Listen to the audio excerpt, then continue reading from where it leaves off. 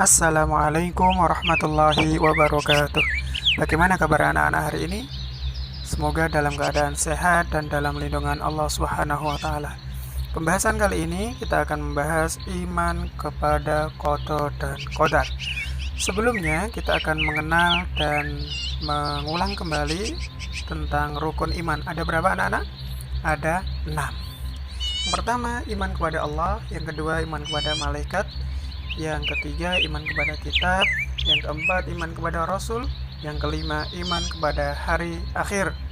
Dan yang keenam adalah iman kepada qada dan qadar.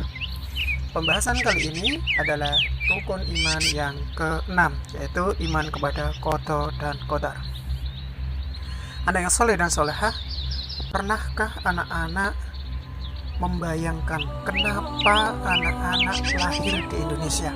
Bukan lahir di Jepang misalnya, bukan lahir di Korea misalnya.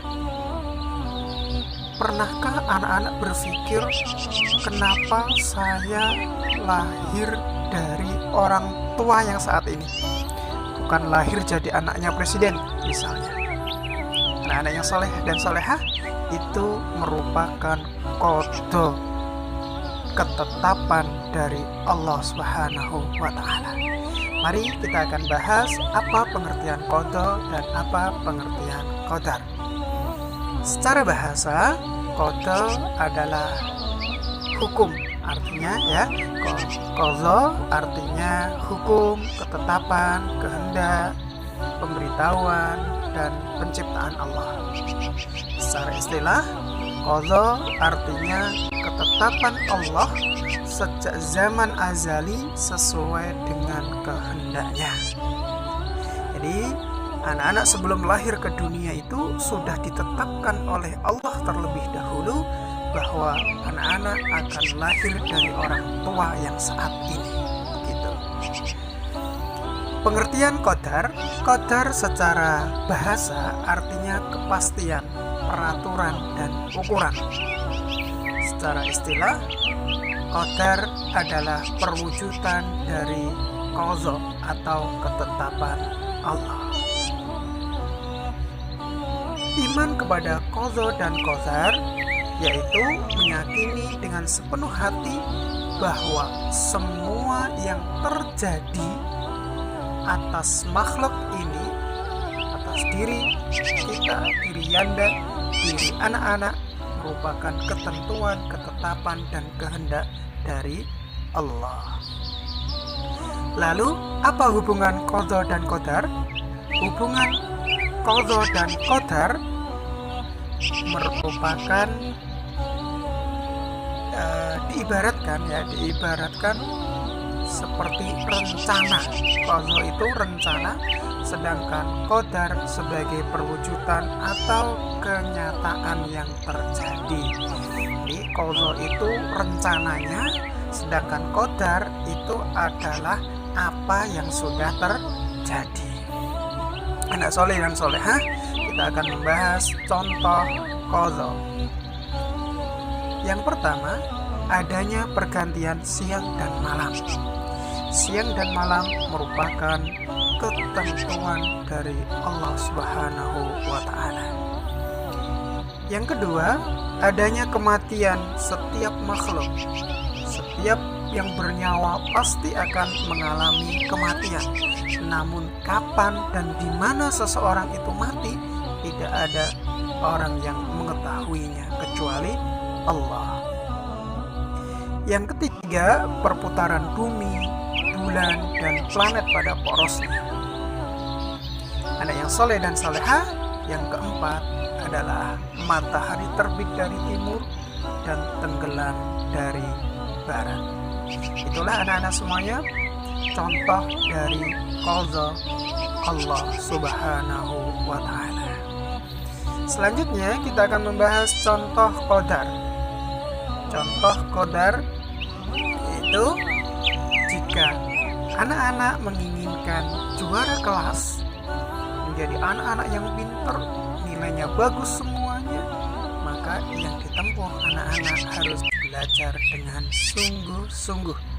Tidak ada orang yang bermalas-malasan, tidak mau belajar, nilainya bagus ya.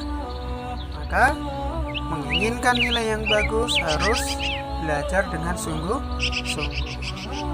Contoh yang kedua, jika ingin hidupnya sukses, maka harus berusaha dengan tekun. Contoh yang ketiga, jika ingin tercapai cita-citanya, harus rajin berdoa dan pantang menyerah. Anak-anak ingin jadi dokter misalnya, harus rajin belajar, rajin berdoa, meraih cita-citanya supaya jadi dokter. Ingin jadi desainer misalnya, ingin jadi pengusaha misalnya, maka cita-cita itu harus diiringi dengan rajin berdoa dan pantang menyerah. Contoh selanjutnya, jika anak-anak ingin menjadi penghafal Al-Quran, hafid Al-Quran, harus rajin murojaah. Ya, harus serius. Anak-anak yang soleh dan soleha, demikianlah beberapa contoh dari qadar. Selanjutnya, qadar disebut dengan takdir. Ya, qadar disebut dengan takdir. Pembagian takdir ada dua, takdir mubrom dan takdir mu'alaq. Apa itu takdir mubrom? Takdir mubrom adalah takdir yang tidak bisa berubah. Contohnya, lahir dari suku apa? Anak-anak misalnya pengen lahir dari suku Sunda, ya, nggak bisa karena anak-anak sudah terjadi lahir dari suku Jawa. Orang tua dari siapa? Nggak bisa milih ini, ya. Jenis kelaminnya apa, kematian dan lain sebagainya. Ya, itu contoh dari takdir mubrom. Contoh dari takdir mu'alaq ya. Namun sebelumnya takdir mu'alaq itu apa? Takdir mu'alaq adalah takdir yang dapat dirubah dengan ikhtiar dan doa. Ikhtiar itu apa? Ikhtiar adalah usaha dengan sungguh-sungguh. Contohnya, orang yang bodoh bisa menjadi pandai, bisa menjadi pinter jika ia belajar dan berdoa. Anak-anak yang soleh dan soleha, lalu kita bisa mengambil hikmah beriman kepada qada dan qadar. Yang pertama, menumbuhkan kesadaran dan keyakinan bahwa keputusan hanya berada di tangan Allah. Yang kedua, meningkatkan ketakwaan. Yang ketiga, sabar dalam menghadapi cobaan dan ujian. Yang keempat, mendorong manusia untuk berikhtiar dan berdoa. Yang kelima tidak mudah putus asa.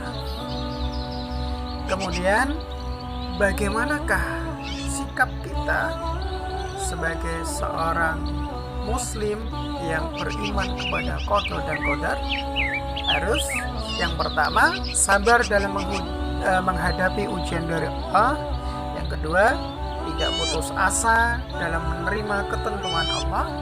Yang ketiga, mendorong manusia untuk berikhtiar dan berdoa dalam meraih cita-cita. Nah, anak yang soleh dan soleha, demikian pembahasan kita kali ini, pembahasan singkat tentang qada dan qadar. Mudah-mudahan bermanfaat. Assalamualaikum warahmatullahi wabarakatuh.